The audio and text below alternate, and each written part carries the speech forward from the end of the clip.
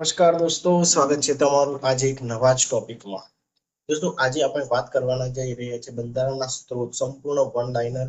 આખો ટોપિક તમને યાદ રહી જશે. આ ટોપિકની બહારનું પૂછવાની કોઈ સંભાવના નથી. હું આખા બંધારણની વન લાઇનર સ્વરૂપે એક માસ્ટર સિરીઝ લઈને આવ્યો છું.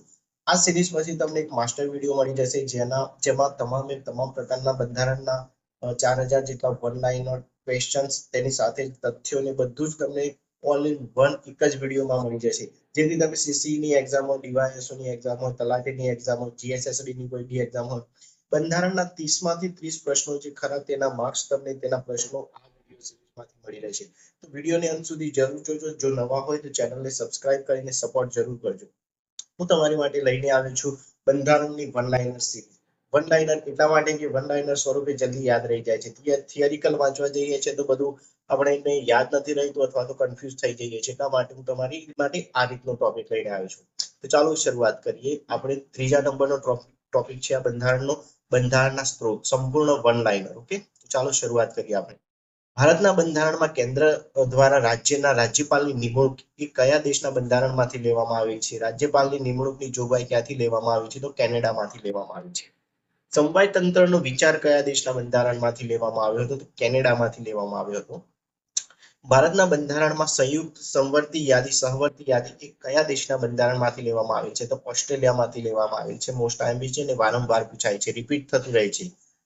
ભારતના બંધારણમાં કયા દેશના બંધારણમાંથી સંસદના બંને ગૃહોની બેઠકનો મુદ્દો લેવામાં આવે છે? તો ઓસ્ટ્રેલિયામાંથી લેવામાં આવે છે. ભારતના બંધારણમાં સ્વતંત્રતા, સમાનતા અને બંધુત્વ એ ક્યાંથી લેવામાં આવે છે? આ ત્રણ પ્રકારના સિદ્ધાંત ક્યાંથી લેવામાં આવે છે? તો ફ્રાન્સમાંથી લેવામાં આવે છે. ગણતંત્રનો સિદ્ધાંત ભારતમાં કયા દેશના બંધારણમાંથી લેવામાં આવે છે? તો ફ્રાન્સમાંથી લેવામાં આવે છે. ભારતના બંધારણમાં બંધારણીય સુધારાનો સિદ્ધાંત કયા દેશના બંધારણમાંથી લેવામાં આવે છે? તો દક્ષિણ આફ્રિકામાંથી લેવામાં આવે છે.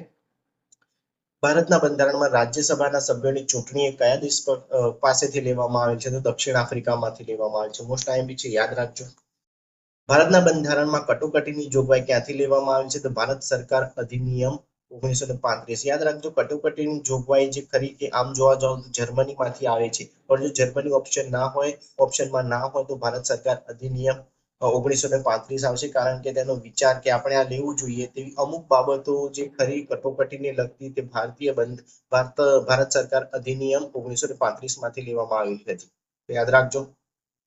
ભારતના બંધારણમાં કટોકટીના સમયે અમુક મૂળભૂત અધિકારોને મોકૂફ રાખવાની જોગવાઈ કયા દેશના બંધારણમાંથી લેવામાં આવી છે? તો જર્મનીમાંથી લેવામાં આવી છે.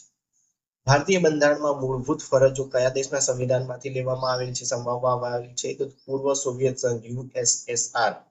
યાદ રાખજો, મૂળભૂત ફરજો રશિયા વારંવાર પૂછાય છે.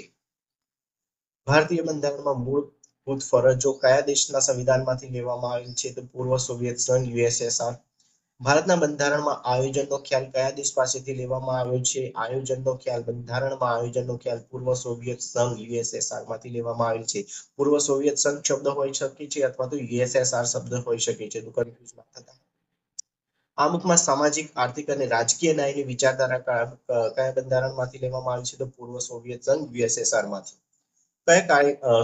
કાયદા દ્વારા પ્રસ્તાવિત પ્રક્રિયા કયા દેશ પાસેથી લેવામાં આવેલ છે? તો જાપાનમાંથી લેવામાં આવેલ છે. દોસ્તો, આ પ્રશ્નો તમે તૈયાર કરશો એટલે તમારો આ ટોપિક છે આખો તૈયાર થઈ જશે. કોઈ પણ એક્ઝામ હોય આની બહાર પ્રશ્ન કોઈ નહીં જાય. 30 માંથી 30 માર્ક્સનું બંધારણની હું સિરીઝ તમારી માટે લઈને આવી છું. આના સોર્સની વાત કરું તો એનસીઈઆરટી, જીસીઈઆરટી, તેની સાથે યુનિવર્સિટી ગ્રંથ નિર્માણના બોર્ડ્સની જે બુક્સ આવે છે તે અને કોલેજોમાં જે બુક્સ ભણાવવામાં આવે છે તે એવા 8-9 જેટલા અલગ અલગ સરકારી અને અન્ય સ્ત્રોત આધારિત પ્રશ્નો છે. બધું જ હું તમારી માટે એક પ્રકારનું મિક્સચર લઈને આવ્યો છું. તમારે ક્યાંય ફાફા મારવાની જરૂર નહીં પડે. અન્ય તૈયારીઓની સાથે તમે આ વિડીયોમાંથી, આ પીડીએફ્સ માંથી તમે તૈયારી કરજો તો તમને ખૂબ જ ફાયદો થશે. આની બહાર એક પણ પ્રશ્ન નહીં જાય.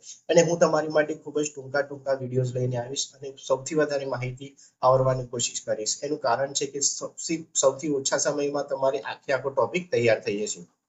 ચાલો આગળ વધીએ. આમુખમાં સામાજિક, આર્થિક અને રાજકીય ન્યાયની વિચારધારા કયા બંધારણમાંથી લીધેલ છે? તો પૂર્વ સોવિયત સંઘમાંથી લીધેલ છે. કેટલા ન્યાય છે? 3 ન્યાય છે. કયા લાઈનમાં? યાદ રાખજો, સામાજિક, આર્થિક અને રાજકીય વારંવાર પૂછાય છે, રિપીટ થાય છે. કાયદા દ્વારા પ્રસ્તાવિત પ્રક્રિયા કયા દેશ પાસેથી લેવામાં આવેલ છે? તો જાપાનમાંથી લેવામાં આવેલ છે. ભારતીય બંધારણમાં સમવાય તંત્ર સંઘીય તંત્ર વ્યવસ્થા શેમાંથી લેવામાં આવેલ છે? તો ભારતીય શાસન અધિનિયમ 1935 માંથી. ભારતીય બંધારણમાં રાજ્યપાલનો હોદ્દો શેમાંથી લેવામાં આવેલ છે? તો ભારત શાસન અધિનિયમ 1935 માંથી. ભારતીય બંધારણમાં ન્યાયપાલિકાની વ્યવસ્થા શેમાંથી લેવામાં આવેલ છે? તો ભારત શાસન અધિનિયમ 1935. ભારતીય બંધારણમાં સંસદીય શાસન પદ્ધતિ કયા દેશમાંથી લેવામાં આવી છે? તો બ્રિટનમાંથી લેવામાં આવી છે. ભારતીય બંધારણમાં કાયદાનું શાસન અને કાયદો બનાવવાની પદ્ધતિ એ કયા દેશના બંધારણમાંથી લેવામાં આવેલ છે? તો બ્રિટનમાંથી લેવામાં આવેલ છે. ભારતના બંધારણમાં એકલ નાગરિકતાનો સિદ્ધાંત કયા દેશ પાસેથી લેવામાં આવ્યો છે? મોસ્ટ આઈએમપી છે, બ્રિટનમાંથી લેવામાં આવેલ છે. ભારતીય બંધારણમાં સૌથી વધુ મતના આધારે ચૂંટણી વિજય એ કયા દેશના બંધારણમાંથી લેવામાં આવેલ છે? તો બ્રિટનમાંથી લેવામાં આવેલ છે. ભારતીય બંધારણમાં ઉપરાષ્ટ્રપતિનો હોદ્દો કયા દેશ પાસેથી લેવામાં આવેલ છે? તો અમેરિકામાંથી લેવામાં આવેલ છે ઉપરાષ્ટ્રપતિ. ભારતના બંધારણમાં સર્વોચ્ચ ન્યાયાલય અને સર્વોચ્ચ ન્યાયાલયની સ્વતંત્રતા તથા ન્યાયિક પુનઃ અવલોકનની શક્તિ કયા દેશમાંથી લેવામાં આવે છે? તો અમેરિકામાંથી.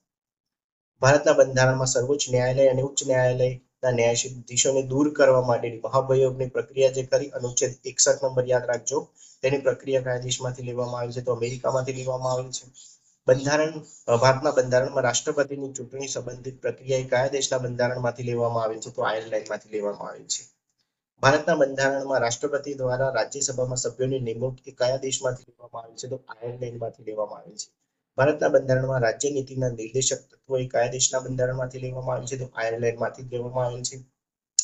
ભારતના બંધારણમાં કેન્દ્ર રાજ્ય વચ્ચે શક્તિ વિભાજન એ કયા દેશ પાસેથી લેવામાં આવેલ છે? તો કેનેડા પાસેથી લેવામાં આવેલ છે. ભારતીય બંધારણમાં મૂળભૂત અધિકારો મોસ્ટ આઈએમપી વારંવાર પૂછાય છે. મેગ્ના કાર્ટા કહેવામાં આવે છે મૂળભૂત અધિકારોને. ભારતીય બંધારણમાં મૂળભૂત અધિકારો કયા દેશમાંથી લેવામાં આવે છે? તો અમેરિકા પાસેથી લેવામાં આવેલ છે. ભારતના બંધારણમાં રાષ્ટ્રપતિ પર મહાભિયોગની પ્રક્રિયા કયા દેશના બંધારણમાંથી લેવામાં આવી છે? તો અમેરિકામાંથી. ભારતીય બંધારણમાં રાષ્ટ્રપતિ એ જ સર્વોચ્ચ સેનાપતિ છે. કયા દેશમાંથી લેવામાં આવ્યું હતું? તો અમેરિકામાંથી. ભારતના બંધારણમાં સામૂહિક જવાબદારીનો સિદ્ધાંત કયા દેશમાંથી લેવામાં આવ્યો છે? તો બ્રિટનમાંથી લેવામાં આવ્યો છે. ભારતના બંધારણમાં રાષ્ટ્રપતિની બંધારણીય સ્થિતિ કયા દેશના બંધારણમાંથી લેવામાં આવ્યું છે? તો બ્રિટનમાંથી લેવામાં આવેલ છે. ભારતના બંધારણમાં કાયદાના શાસનનો ખ્યાલ કયા દેશના બંધારણમાંથી લેવામાં આવે છે? તો બ્રિટન દેશનો.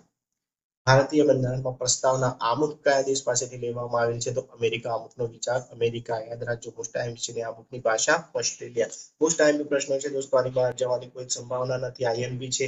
જે પણ પ્રશ્નો પૂછાઈ ગયા છે ભૂતકાળની પરીક્ષાઓમાં તે પણ મેં આમાં પ્રશ્નો આવરી લીધા છે. મોસ્ટ આઈએમપી છે. વિડીયોને શરૂઆતથી અંત સુધી જોજો. તમને આ પીડીએફ જે ખરી તે આપણી ટેલિગ્રામ ચેનલની લિંક નીચે ડિસ્ક્રિપ્શનમાં આપેલી છે તેમાં મળી જશે. ચાલો મિત્રો, જય હિન્દ, જય ભારત. મળીએ હવે નેક્સ્ટ વિડીયોમાં નેક્સ્ટ ટોપિક સાથે.